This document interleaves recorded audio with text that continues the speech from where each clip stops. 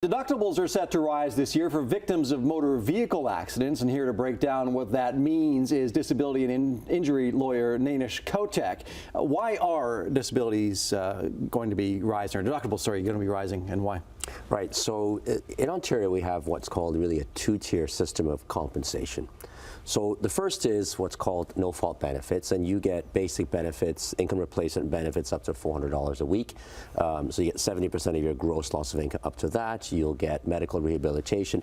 You pay for $65,000 unless it's a fracture or a complete tear of a ligament. You tend to get $3,500. But we also have a fault system, and one of the things you can sue for is pain and suffering. But to get any money for pain and suffering in Ontario, you need to prove that you have what's called a permanent and serious impairment of an important mental, psychological, or physical function. And even if you can prove that, there is a deductible that insurance companies get to keep. And unfortunately, that deductible goes up by inflation every year. So this year, 2025, it's $46,720.15, unless your damages exceed $156,000, which very, very few do. So what happens? Let's say you have a broken arm, a broken leg, and a jury or a judge says, okay, your case is worth $40,000, we're going to give you that. You actually end up with nothing. The insurance company gets to keep it because it's a deductible. So it was designed way back in the 1990s to help stabilize auto insurance rates. But as we know, unfortunately, what's happened, the rates keep going up and this deductible goes up by inflation. So it's important to know. I call it a secret deductible. And can I tell you why? All right, let's hear it. I'll tell you why. Two reasons. Number one, the general public doesn't really know about it, that if I get hurt and I get an award, I don't get to keep it up, you know, that $46,790 goes to insurance companies. But more importantly, a jury is not allowed to be told about it. So you have an injury case, it hasn't settled, it goes to a trial. You cannot, the lawyers cannot let the jury know that whatever you award is going to be deducted by taking that deductible is off.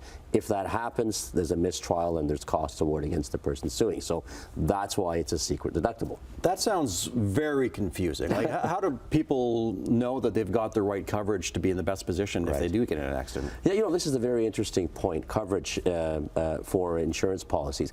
In 2026, we are moving to what's called an opt-in approach for our no-fault benefits for some key benefits. One of those is income replacement benefits, which you know hasn't gone up from $400 a week since like 1999. But if you want to get income replacement benefits, you have to pay for it. If you want funeral benefits, death benefits, education benefits, then you have to pay extra for it. Now, there are some people who may have private plans for income replacement, and then that will be okay. Yeah, I won't take that. But most people, many people don't. So when you renew your policy going into 2026, I would suggest really have that discussion with the broker. What do I need, you know, if I can't work? What do I need if, you know, God forbid something, you know, there's a death due to a car accident and I can't pay for the funeral? I'd like those benefits. You know, I'm hoping, and I don't think it'll cost a lot more to opt in, but it's that process at play that of doing that.